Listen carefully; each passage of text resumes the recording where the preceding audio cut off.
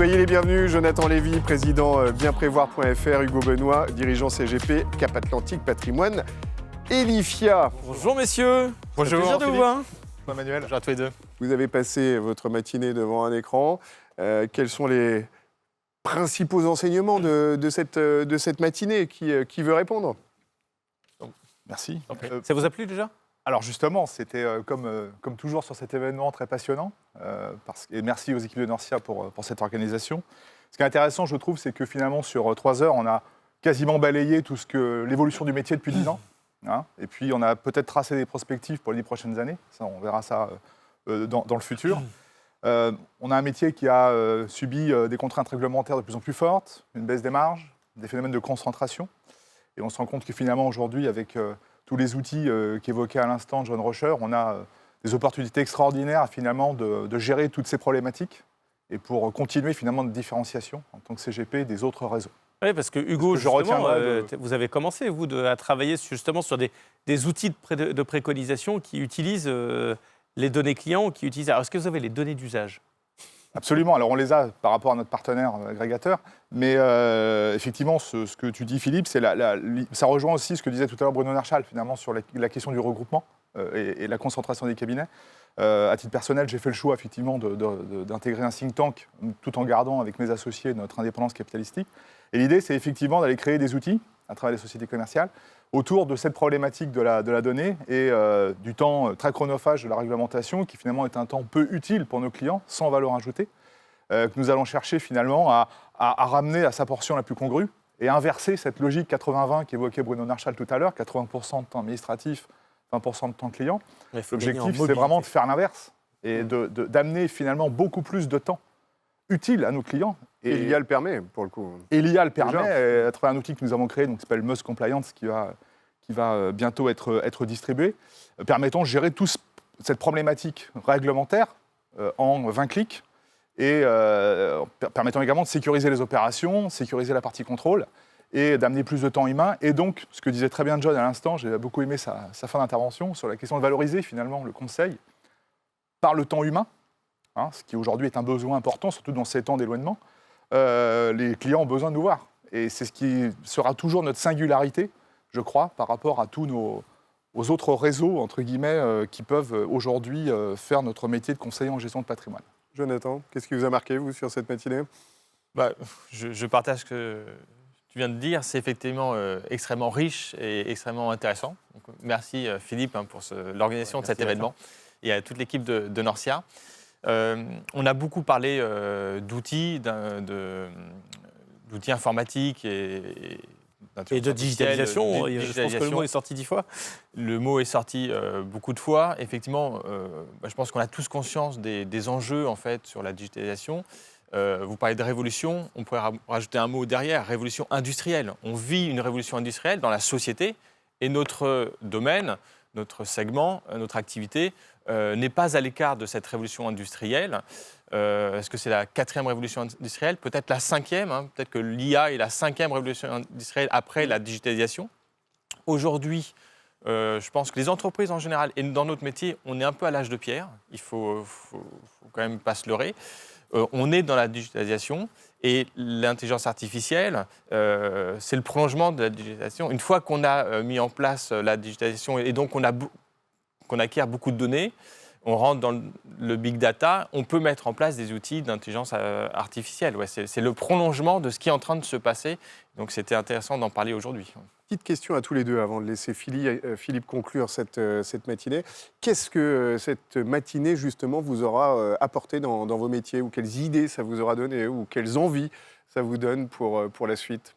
L'un ou l'autre, l'un et l'autre.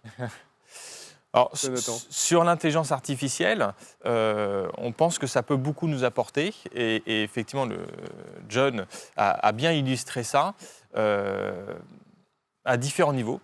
D'abord, on ne l'a peut-être pas beaucoup évoqué ce matin, mais en termes d'investissement pour nos clients, c'est une thématique d'investissement qui est intéressante. À partir du moment où il y a une révolution industrielle, il y a beaucoup d'entreprises qui se créent dans le monde entier, en Europe, aux États-Unis, en Chine. Et donc, c'est intéressant de faire investir nos clients sur ces thématiques-là. Il y a des fonds qui existent. Sur les contrats Norcia, il y en a quelques-uns et qui ont des performances intéressantes. Et je pense qu'à partir du moment où c'est une révolution industrielle, ça va durer longtemps. Il y a une tendance longue. Je pense que c'est intéressant de pousser nos clients à aller vers ça. Ça, c'est le premier point. Après, pour nos entreprises à nous, dans la gestion d'entreprise, dans la relation client, effectivement, on se dit qu'il faut qu'on aille plus loin dans l'intelligence artificielle. Ça peut nous aider en fait à révolutionner la relation client. Chez nous, on a des milliers de clients. On a en permanence des gens qui demandent un changement d'adresse, qui demandent un rachat partiel. Et gérer ça de manière industrielle, c'est la digitalisation, le parcours digital qui le permet et également la révolution de l'intelligence artificielle qui va nous permettre de gérer tout ça. Hugo, pour conclure. Alors moi, je dirais que parce qu'on peut demain, grâce à l'IA, apporter plus finalement de temps humain au détriment du temps administratif à nos clients, je ne suis pas certain que l'IA, demain, améliorera la qualité du conseil. Elle permettra de l'affiner. Mais je suis certain... D'aller plus vite sur... Exactement. Ou d'aller plus vite sur la première étape. C'est le gain de temps, et ce gain de temps doit être transformé en temps utile pour le client. En gros, qu'on lui parle de lui, qu'on lui parle de lui, qu'on lui parle de lui, parce que c'est bien notre matière première, c'est lui. Hein. Et moi, ce qui m'intéresse beaucoup dans l'IA, c'est que finalement, je ne sais pas si on va améliorer la qualité du conseil, mais on va, en tout cas, pour moi, c'est certain, améliorer la valeur économique du conseil. C'est-à-dire que ce temps humain peut se transformer dans une facturation d'honoraires beaucoup plus forte aujourd'hui dans notre profession, parce qu'aujourd'hui, ça reste un parent pauvre de notre métier. C'est finalement le C de conseil est assez peu valorisé. Et l'IA, aujourd'hui, va nous permettre de dégager du temps. Et aujourd'hui, les gens, malgré tout, ont ce besoin-là. L'autre point que je vois, c'est l'obligation, Jonathan parlait à l'instant, de créer vraiment des catégories, des familles de clients, des segments. Pour utiliser un terme très marketé, mais dont on a déjà parlé ensemble. Dont on a souvent parlé ensemble. Et ce segment, aujourd'hui, il est lié à plein de choses. On a bien sûr les actifs sous gestion de nos clients, leur âge. La clientèle de CGP reste une clientèle relativement âgée, donc qui n'est peut-être pas aussi à l'aise avec les outils digitaux. Donc c'est quelque chose qu'on doit cacher et travailler dans nos cabinets, et puis ensuite amener une restitution très physique. Mais en tout cas, l'IA peut nous permettre aussi d'aller capter aujourd'hui des clients plus jeunes, moins mass affluent que nos clients habituels, mais qui ont ce besoin d'avoir un accompagnement meilleur que ce qu'ils peuvent avoir aujourd'hui dans un établissement bancaire. Et ça, je pense que c'est un vrai sujet de segmentation et d'utilisation des outils. Et puis je pense que pour terminer, moi je fais un vœu pieux, on verra si c'est le cas, mais je pense que la vraie modernité ou la vraie disruptivité des prochaines années, ça va justement être de pouvoir asseoir plus souvent un conseiller physique devant nos clients et de façon durable, parce que c'est vraiment pour toujours mon segment qui est de dire c'est vraiment l'élément différenciant qu'on peut apporter aujourd'hui en tant que cabinet privé. Merci beaucoup à tous les deux. Derrière l'outil, il y a la présence d'un conseiller et l'empathie dont parlait John, et qui est indissociable. C'est vrai qu'on a toujours tendance à confronter les aspects digitaux et les aspects physiques. On parle de phygital d'ailleurs, mais le physique est indispensable et nécessaire et indispensable. Merci à vous. Merci.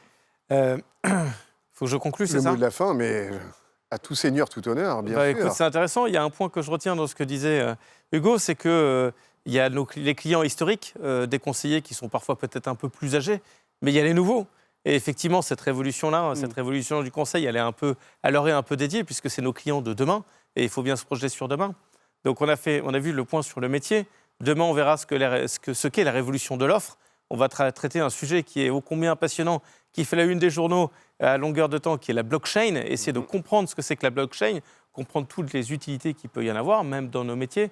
On parlait des notaires en aparté, ensemble du travail des notaires sur les échanges d'immobilier. Donc ça, c'est demain.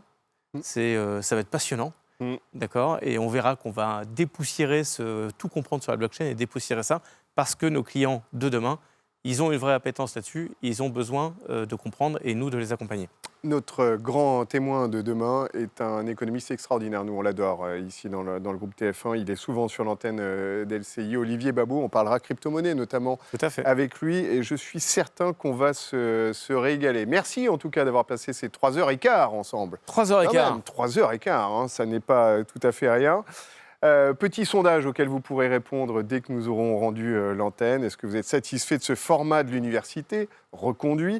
Et qu'avez-vous pensé de la qualité de la programmation? Nous, on l'a trouvée excellente. Cette qualité, ça n'est pas pour influer sur votre réponse. Merci infiniment de nous avoir suivis. Merci à tous d'avoir participé. Merci aux équipes. J'aurai l'occasion de leur rendre hommage vendredi à la fin de ce marathon. Et si vous en êtes d'accord, on se retrouve demain matin à 9h pétante.